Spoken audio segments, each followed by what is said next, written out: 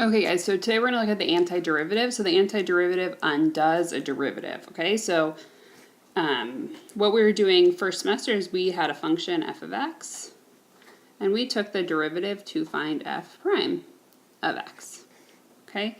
Now the antiderivative is the opposite. I'm going to give you a derivative, and you need to work backwards to figure out what the original function is, okay? Hence the antiderivative. So let's look at an example one. We're going to look at a few examples, but this is your first example. Sorry, that made no sense what I just said. So we're going to say f prime of x is equal to 2x, and we need to find f of x. Okay, so we need to find the original function. So whatever we put here, its derivative needs to be that. Okay, so let's just think about what we know. When we take a derivative, whatever function we put here, right, we took its exponent and we subtracted 1 from it, right? So to go backwards, we're going to have to add 1, right? We're doing the opposite. So right now on 2x, I have an exponent of 1. So I'm going to have to add 1 to my exponent because I'm doing the opposite. So 1 plus 1 will give me 2. Okay, and then we want to look at our coefficient. Okay, so in this case, our coefficient is 2. Where does that 2 come from? Oh, when we take our derivative, we multiply the 2 in front.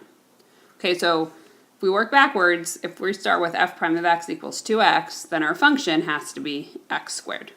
Okay, pretty standard example, right? Just logic. Okay, let's look at another one. Example 2. Let's say f prime of x is equal to 4x to the 5th. Okay, so again, we're going to start the same way. So we want to find our original function that gave us that derivative. And we are going to start the same way. So we know that we're going to have to add 1 to our exponent. So 5 plus 1 would give me 6. And then when you take the derivative, you also have to multiply your exponent to the front, right? So if I just took the derivative of 6x right now as it is, my derivative would be 6x to the 5th.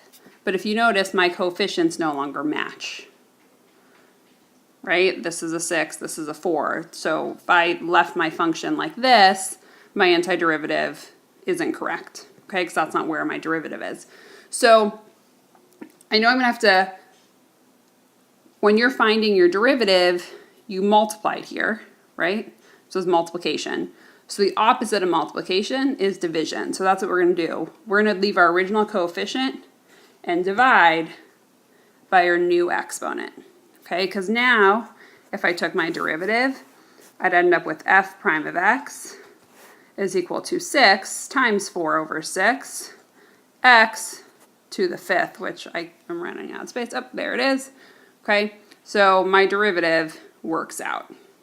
If you don't believe me, we can simplify it, right? These 6's cancel and you're left with 4x to the 5th. Oh, fancy. Look, that's where you started with. Sorry, that got really messy there. Okay, so that is your antiderivative. What we're going to look at in class then, and let me slide this page up a little bit, is what's going to happen. Right now we're using our antiderivative, right, to go from our derivative to our function, okay, or the slope of the tangent line to the equation of the curve. Okay, now what would happen then, and what we're going to look at in class next time I see you guys, is if we started with the equation of the curve and we took the antiderivative, what physical representation would that give us? Okay, that's where we're headed with this. So in semester 1, we dealt with only this situation, right? We're going from the equation of the curve to the tangent line. Right? So what we're going to look at in second semester then is what this big question mark is. What's the physical representation? How come it's not drawing? What's the physical representation of taking the antiderivative if you start with the original function? And that's kind of where your integral comes into play, right? So first semester we dealt with differential calculus, and this semester we're going to undo it and look at what the meaning of the integral. So I hope you guys took notes. If not, I'd replay the video and take some notes. I guess it's probably more logic than notes, but you should know this, okay? And I expect you to know it in class next time I see you.